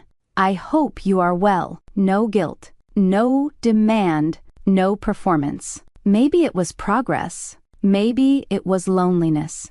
Maybe both. I stared at the message for a long time. Then I set the phone down without answering and looked around my kitchen. The bowl of lemons on the counter. The mail stacked neatly. The rain. The quiet. The life I had finally stopped apologizing for. That was the moment I understood something I wish I'd known 20 years earlier. Justice is not always making them suffer the way you suffered. Sometimes justice is this. They no longer get to define you. They no longer get to spend you. They no longer get to call your bleeding love and your boundaries cruelty. They no longer get access to the part of you that kept them comfortable at your expense. My parents sneered, "You'll never be as good as your sister." And for years I believed I had to prove them wrong by giving more. But the truth was simpler, sharper, and far more freeing. I never needed to be as good as my sister. I needed to stop being useful to people who only valued me when I was willing to disappear. So I did. And when the dust settled, when the lies were named, when the bills finally belonged to the people who made them, when the golden child had to live in the harsh white light of numbers, when my mother could no longer confuse exploitation with family loyalty, I found something no one in that house had ever offered me: peace. Not the fake peace of silence, not the peace of swallowing hurt, not the peace of being the bigger person while someone empties your pockets. Real peace. The kind that comes after truth, the kind that costs something, the kind that stays, and that, more than any courtroom, more than any torn document in a funeral home, more than any stunned look on my mother's face, was the part they never expected. I stopped sending money. Then I stopped sending access. And for the first time in my life, I kept something for myself. Me. My grandma had emergency surgery. I called my parents. "She's critical, please come." No one showed up. Dad John texted, "You're already there, you'll take better care of her." Grandma didn't survive. A week later, at the funeral, the pastor read her last note. "If John is here, do not..." My name is Maria Schaffer. I'm 34 years old and I'm a hospice nurse in Pittsburgh. On January 16, 2025, at exactly 9:05 p.m., my grandmother Eleanor died after emergency surgery while I sat alone in the waiting room. I had called my parents 3 times. Neither of them came. 18 minutes after my first call, my father John texted me, "You're already there. We'll come, if she actually dies." She did. A week later at her funeral, the pastor opened a sealed note my grandmother had left behind. The first line said, "If John is here, do not let him speak for me." What my parents didn't know was that my grandmother had been preparing for that moment for a long time. And they definitely didn't know I'm a hospice nurse who documents everything, every timestamp, every missed call, every visitor log, every lie. If you've ever been abandoned by family, when someone you loved was dying, subscribe right now and comment what city you're watching from, because what I'm about to show you isn't just my story. It's a warning. Let me take you back to the beginning. The call came at 4:02 p.m. on a Thursday. I was finishing my shift at Three Rivers Hospice, sitting in the break room with a cup of coffee I hadn't touched yet. My phone rang. UPMC Presbyterian, ICU. I've been a hospice nurse for a long time. I've been a hospice nurse for 11 years. You learn to read the tone in someone's voice before they finish their sentence. The charge nurse transferred me to Dr. Lorna Fitzpatrick. She didn't waste time. "Ms. Schaffer, your grandmother Eleanor was brought in by ambulance 20 minutes ago, perforated bowel, advancing sepsis. We need to get her into surgery within the hour. I need you to understand, this is high risk. Her age, the infection, the stress on her heart. She may not survive." I grabbed the napkin under my coffee and started writing, "Perforated bowel, sepsis, high risk." I didn't need to write it down. I know what those words mean, but writing keeps me in control. "I'm coming," I said, 15 minutes. "Is there other family we should contact?" "I'll call them." I hung up and immediately dialed my father, 4 rings, voicemail. I called my mother, 6 rings, voicemail. I stared at my phone, trying to process the fact that neither had picked up during a family emergency. Then I opened our family group chat, the one my mother created last year because families need to stay connected, and typed, "Grandma, in emergency surgery, UPMC Presbyterian. Critical, need you here now," sent at 4:05 p.m. The message showed delivered immediately, then, seconds later, read by John and read by Diane. I waited. I grabbed my coat, grabbed my bag, knocked over my untouched coffee, and I waited. Nothing. I got in my car and drove. UPMC Presbyterian is 14 minutes from the hospice facility. I drove with my phone on the passenger seat, screen up, waiting for it to light up, anything. At 5:02 p.m., my phone buzzed, finally, but it wasn't a call, it was a text, from my father. "You're already there, we'll come if she actually dies." I read it twice, then I read it again. A car honked behind me, the light had turned green, I drove, I parked in the garage, level 3, spot C29. I took a picture of the parking sign so I wouldn't forget where I'd parked, then I walked into the hospital, took the elevator to ICU and checked in. The nurse, Bethany, handed me visitor badge, a 1293. "Are other family members coming?" They said they were. I lied. I don't know why I lied. Maybe because admitting the truth that my father had just told me he'd only show up if his mother died was too humiliating. Bethany walked me to the ICU family waiting room, pale blue walls, 8 chairs, a vending machine, a window looking out over the parking lot. 9 other people were already there, an elderly man asleep, a woman knitting, 2 sons whispering. I sat in chair D7, facing the hallway to the OR. At 6:01 p.m., they took Eleanor into surgery. A nurse told me it could be 2 to 4 hours. I nodded. I pulled out my phone and texted my parents again. "She's in surgery." Read at 6:04 p.m., no reply. Over the next 4 hours, I sent updates every 30 minutes like I was filing a police report. Still waiting, no news yet. "Surgeon hasn't come out." Every message was read within minutes, not one got a response. At 7:03 p.m., a different nurse asked if my family was coming soon. I said, "They're on their way," another lie. At 8:15 p.m. Ian, I bought coffee from the vending machine, 2.50, too hot.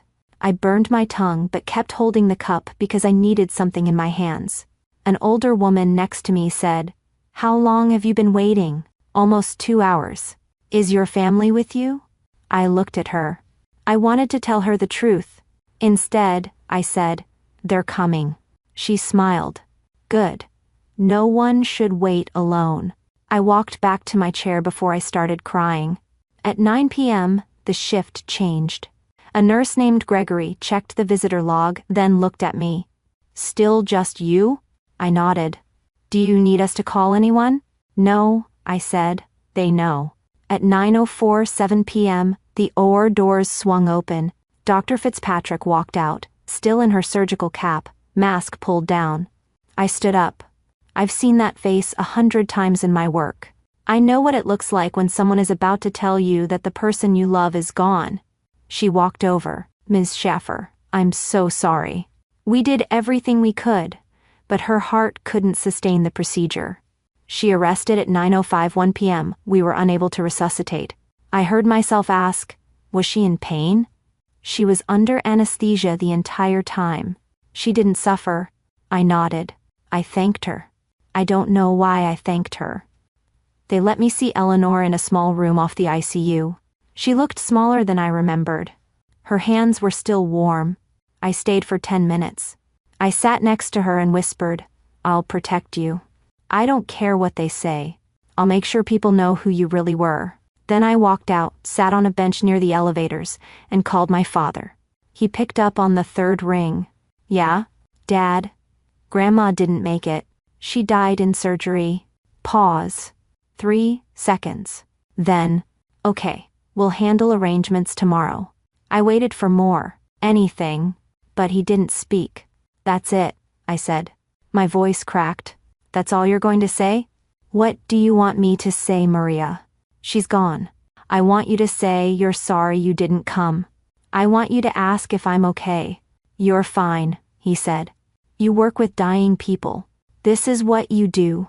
Then he hung up. Call duration, 47 seconds. I took a screenshot. I called my mother next. She picked up on the 2nd ring. I could hear the TV in the background. "Mom, Grandma's dead." Pause. "Oh, well, I suppose that's for the best." She was suffering. She wasn't suffering. She had a ruptured bowel. It was sudden. Still, at her age. "Are you coming to the hospital?" "What for?" "She's already gone, isn't she?" I didn't answer. "Your father will take care of the details," she said, and hung up. I sat on that bench for 20 minutes. Then, I drove home. I didn't cry. I didn't scream. I sat at my kitchen table and started making a list. The next morning, my father called at 9 a.m. He'd chosen Kowalski Funeral Home and said I should handle the coordination since I was off work anyway. I'm not off work, Dad. I took emergency leave. Well, you're a nurse. You know how these things work. I'm a hospice nurse, not a funeral director. He sighed like I was being difficult. Maria, just do it. We trust you. I met with Raymond Kowalski that afternoon. He was kind, early 60s, silver hair, soft voice. As I signed paperwork, he asked gently, "Will your parents be involved in planning?" I didn't know how to answer. My father thinks I should do it because I work with dying people. Raymond set his pen down. That's not the same as burying your own. Near the end, Raymond mentioned that Eleanor had prearranged some things 2 weeks prior. She'd chosen the casket, picked hymns, written instructions, and she'd left 2 sealed envelopes, one with Pastor Callahan at St. Agnes, one with her lawyer Gerald Pruitt. Did she say what was in them? He shook his head. Just that they were only to be opened if certain people were present. Something cold settled in my chest. Over the next few days, I couldn't sleep. I kept replaying my father's text. "Will come if she actually dies." I kept thinking about how they never called the hospital, not once. On January 18th, at 2 a.m., I opened my phone and started counting. 11 unanswered calls. 8 text messages during surgery. 1 reply. I took screenshots of everything. I didn't know why. I just couldn't stop. On January 19th, I requested the official visitor log from UPMC. They printed it that afternoon. January 16th, 2025. Patient: Eleanor Schaefer. Visitor: Maria Schaffer. Badge: a 1,293,445 p.m. to 10:22 p.m. No other names. That same day, I went to Eleanor's house to pick out funeral clothes. On the kitchen table was a manila envelope with my name in her handwriting. Maria, open if I don't come home. Dated January 10th, 2025. 6 days before surgery. I sat at her yellow Formica table and opened it. Inside, a handwritten letter. Photocopied hospital documents from 2017 and a USB drive labeled voicemails. The letter started, "Maria, if you're reading this, I'm gone. I need you to know some things while the truth still matters."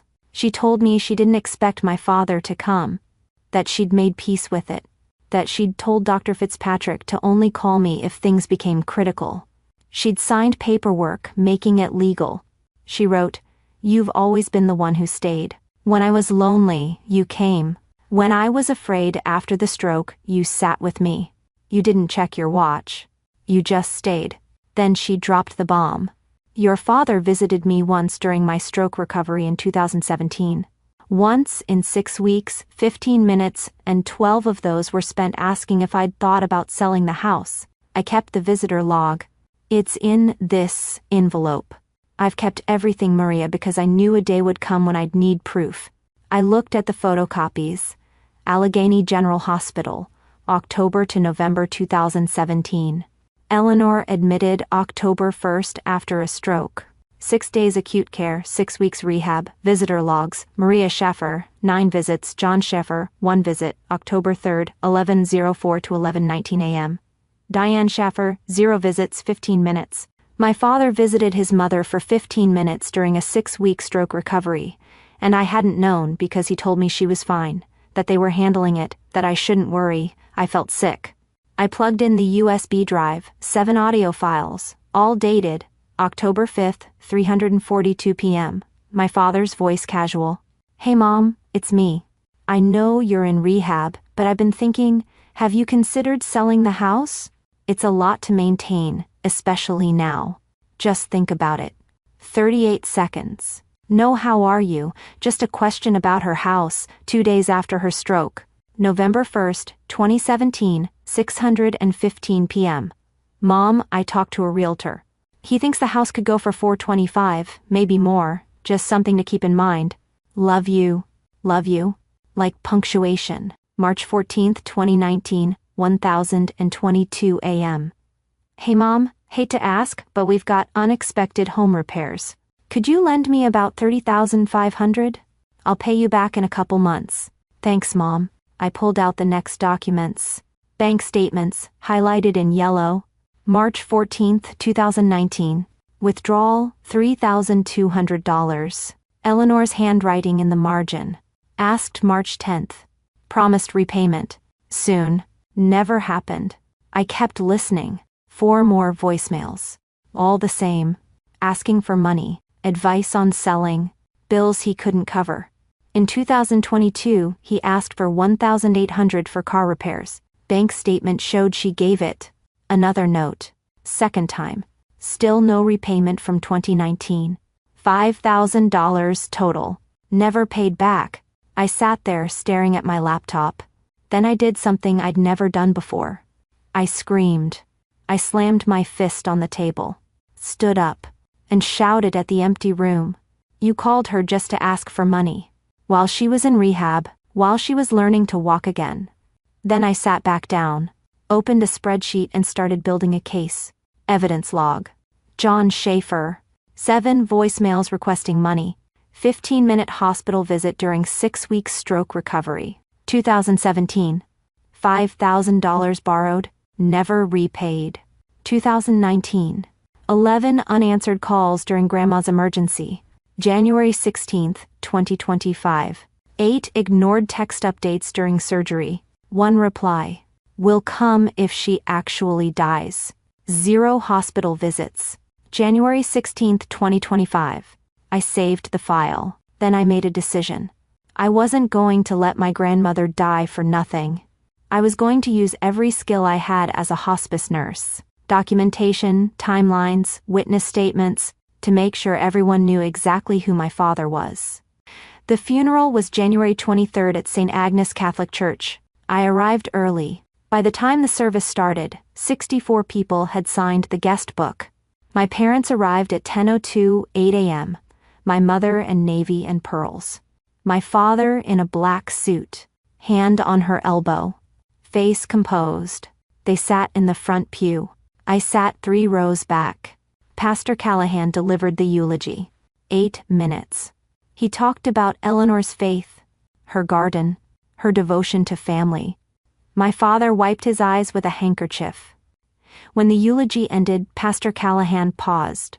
There is one more thing. He reached into the podium and pulled out an envelope sealed with red wax. Eleanor's handwriting on the front. Eleanor left this with me 6 days before her surgery. She asked that I open it only if certain people were present. He looked directly at my father. The envelope says, "If John is here, do not read this aloud. Give it to Maria privately." The room went silent. My father's face went white. My mother whispered, "What is that?" Pastor Callahan walked down and handed it to me. "She wanted you to have this. Alone." My father stood. "That's my mother's writing. I have a right." "Your mother's wishes were clear, John," Pastor Callahan said calmly. Then he walked back and continued the service. I stood, walked to the restroom, locked myself in a stall, and opened the envelope. 2-page letter, cream stationery blue ink. "Maria, if you're reading this, I'm gone," and John showed his face at my funeral. I knew he wouldn't come to the hospital. He never does. Not when it costs him something. In 2017, when I had the stroke, he visited once. 15 minutes. 12 of them asking about selling the house. I kept the log. I kept the bank statements from when he borrowed $3,200 in 2019 and $1,800 in 2022. I kept the call logs showing he phones once a month, always Sunday, always 6 minutes. I told Dr. Fitzpatrick to only call you if I became critical. I signed the paperwork. It's legal. I will not die waiting for him to care. You stayed, Maria. You always have. You are the daughter I needed. He is the son I raised, but not the son I deserved. The house is yours. The will is filed. Pastor Callahan has a copy. Gerald Pruitt has another. John will be angry. He'll say, I was senile or you manipulated me. Let him. You have the logs, the statements, the voicemails. The truth is simple. He wanted what I owned, not who I was. Don't let him take that from you. Grandma Eleanor. I folded the letter, walked out, and got in my car. I sat there with the envelope in my lap, and for the first time since January 16th, I cried. Not from sadness, from rage, and from something else. Clarity. But there was one more thing Eleanor had left, something I hadn't found yet, and it was about to change everything. If you're the kind of person who's been taking care of aging parents or grandparents, hit the like button right now, because what comes next is going to make you check every piece of paperwork your family's ever signed.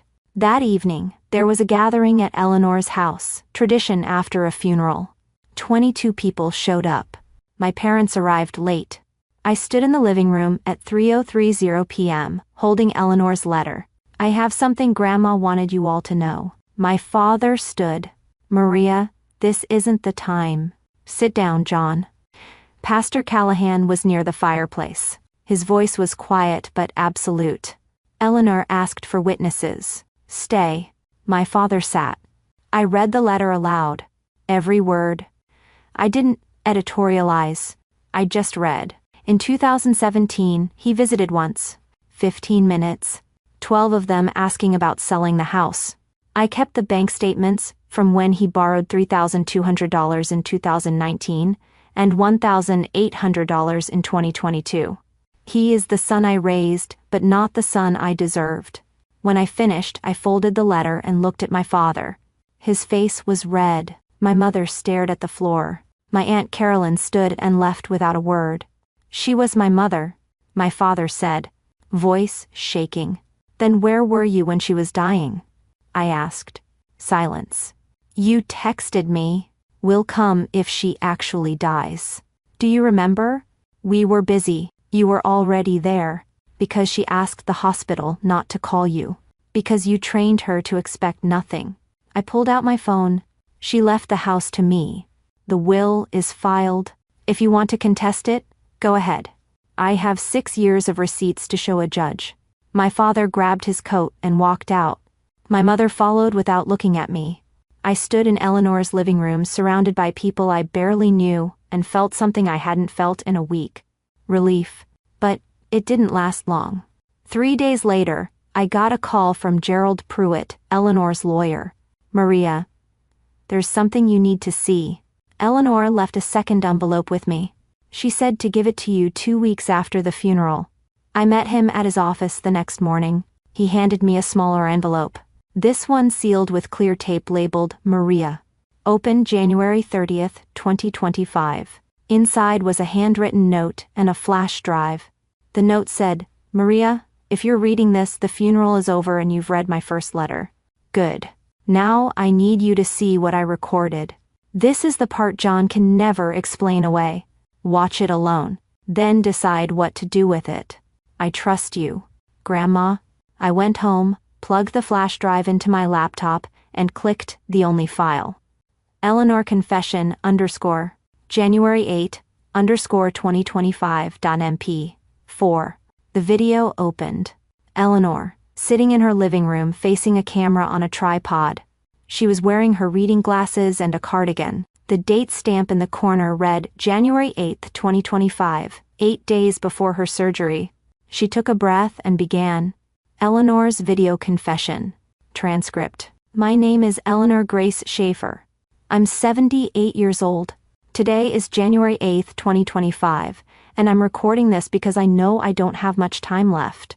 Not because I'm sick, though my doctor says my heart isn't what it used to be, but because I've decided to stop pretending. I have a son, John. He's 52. And for 52 years I've told myself that he's a good man who's just busy, that he cares but doesn't know how to show it, that I'm asking too much. But I'm done lying. In 2017, I had a stroke.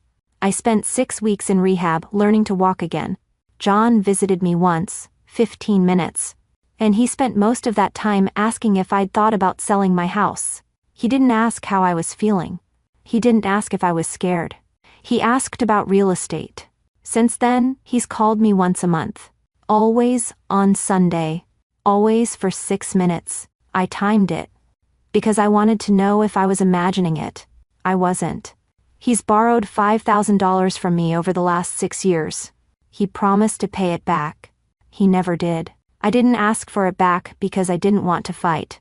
Because I wanted to believe he still loved me, but he doesn't. And I know that now, so I'm leaving my house to my granddaughter, Maria. Not because John doesn't deserve it, though he doesn't, but because Maria is the only one who stayed. When I was lonely, she came over. When I was afraid, she listened. She didn't check her watch. She didn't ask for anything. She just stayed. John, if you're watching this, I want you to know something.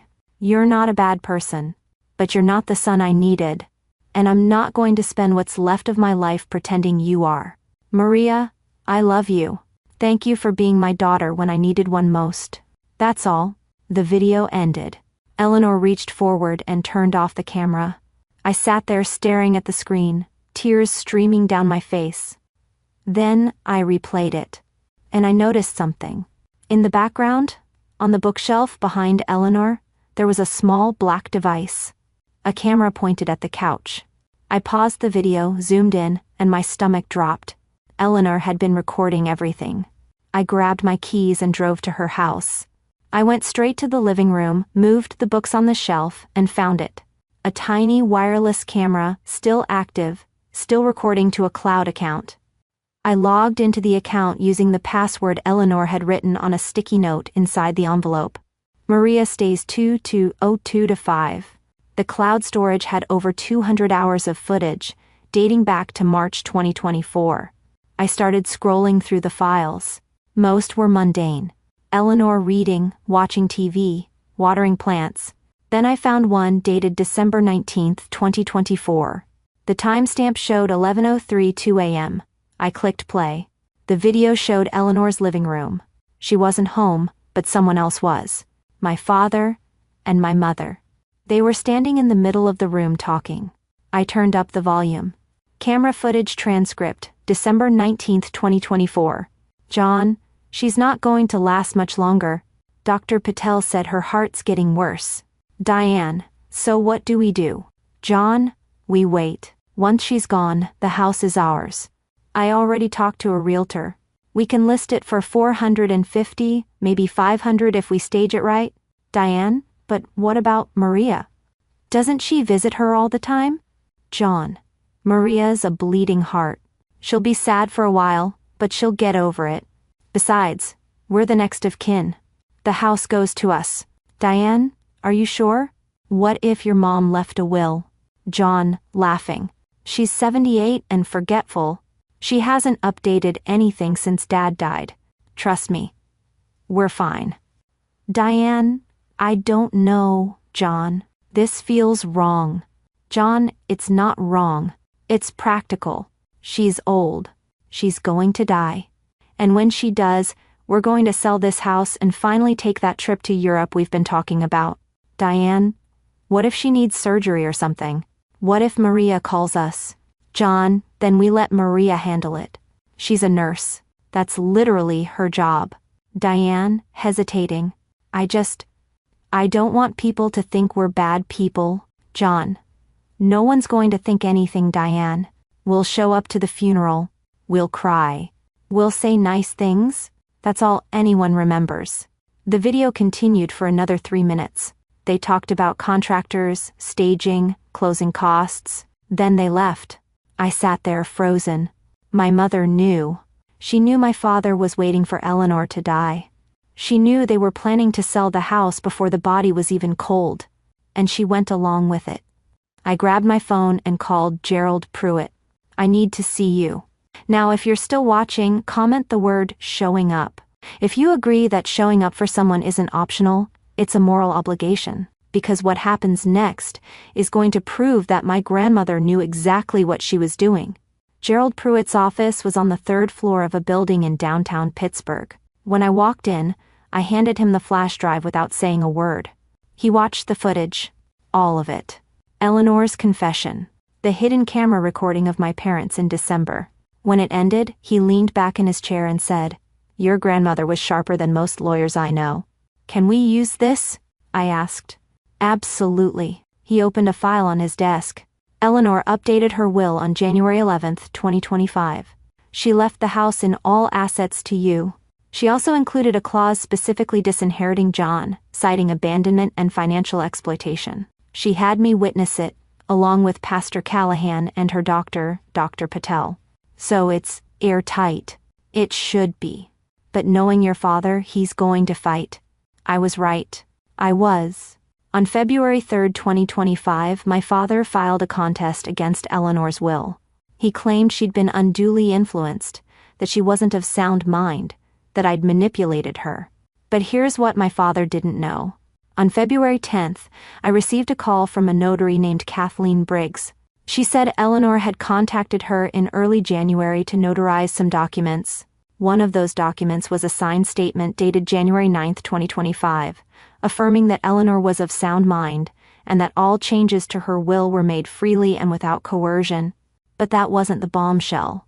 The bombshell was what Kathleen told me next.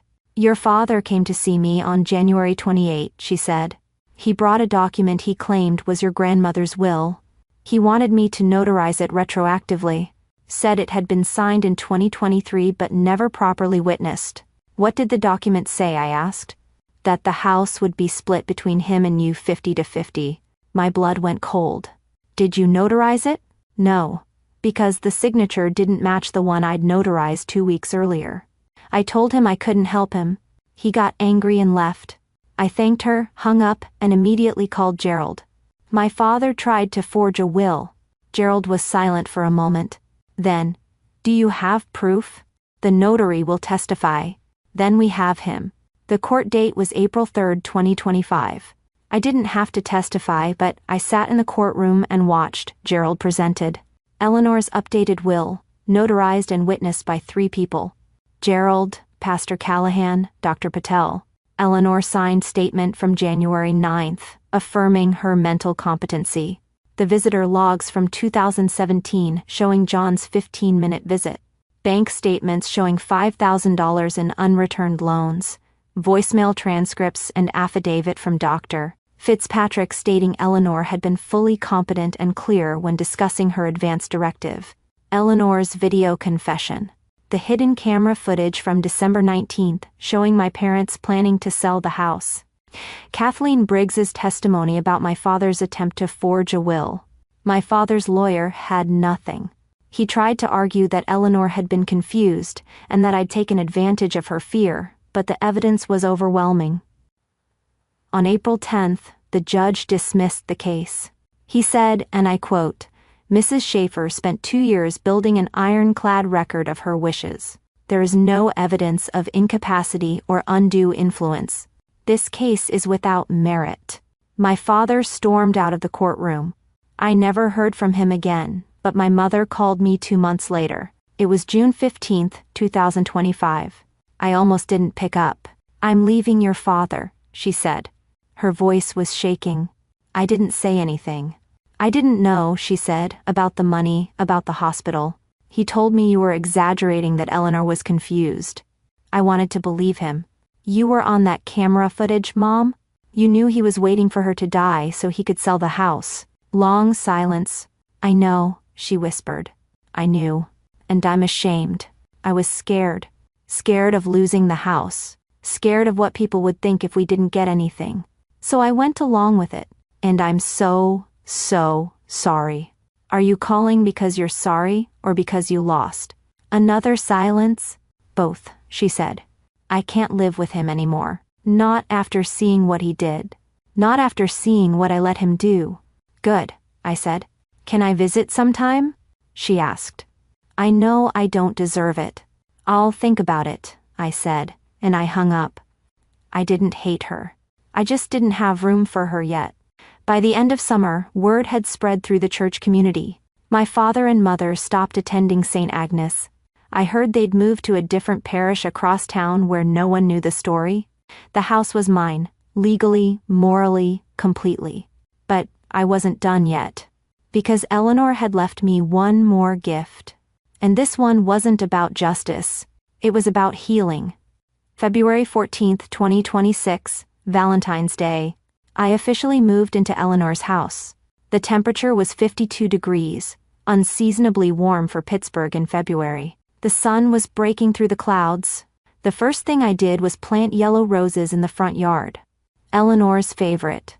I found her old gardening gloves in the shed, still smelling like soil and lavender hand cream. And I used them to dig the holes. Inside, I set up what I called the memory wall in the living room. Photos of Eleanor in her garden. Her at my college graduation. Her laughing at some joke I couldn't remember.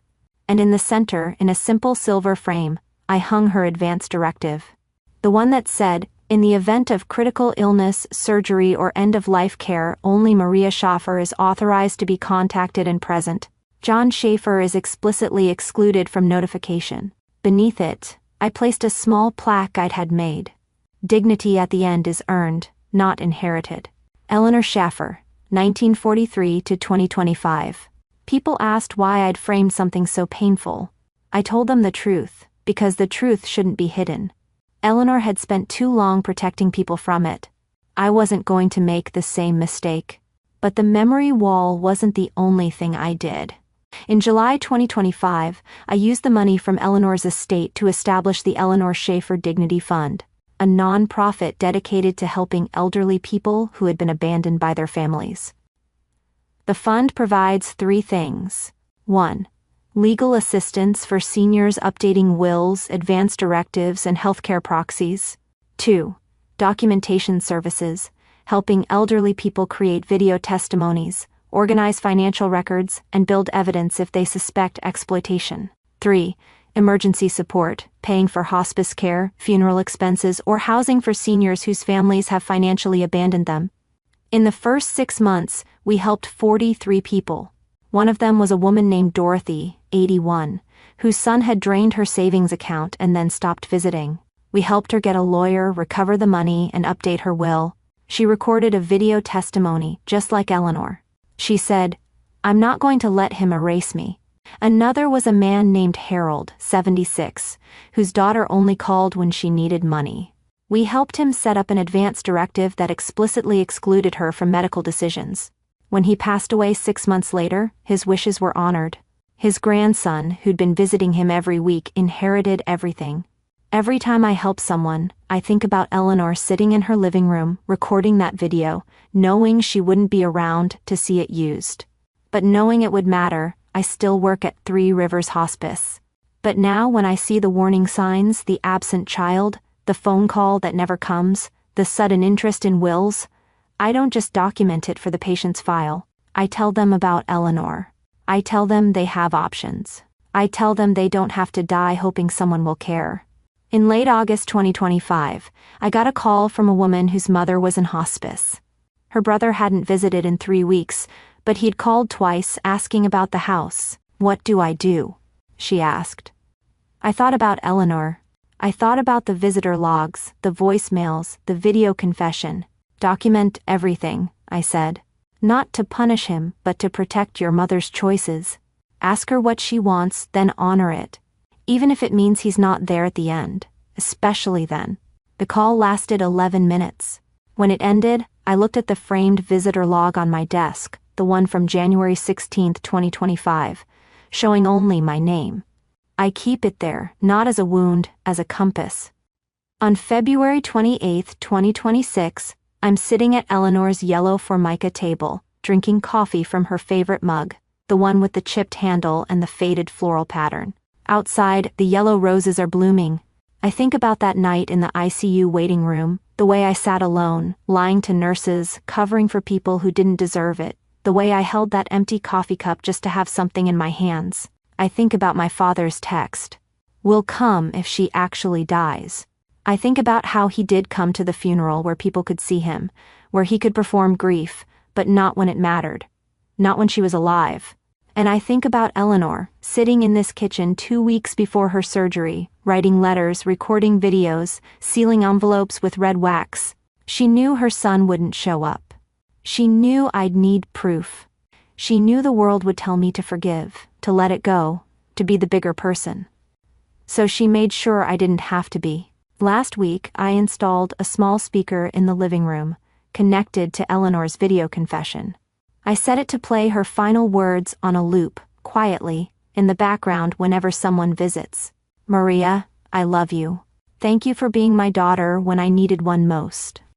It's not morbid. It's a reminder. A reminder that showing up isn't a favor. It's the whole point. A reminder that dignity at the end isn't inherited. It's earned. And a reminder that if someone is waiting for you to die so they can take what you own, you have the right to fight back. Eleanor did. And she won. The visitor log is still on my desk at work. Every day I look at it. January 16, 2025. Visitor Maria Schaefer badge. A -1, 293, 4:45 p.m. to 10:22 p.m. Just one name. But it was the right name. Because at the end of a life, the only thing that matters is who stayed. And I stayed. If this story resonated with you, I need you to do something. Share this video with someone who's taking care of an aging parent or grandparent. Share it with someone who's been abandoned by family. Share it with someone who needs to hear that they're not alone. And if you're in a position where you think your family might be waiting for you to die so they can take what you have, do what my grandmother did.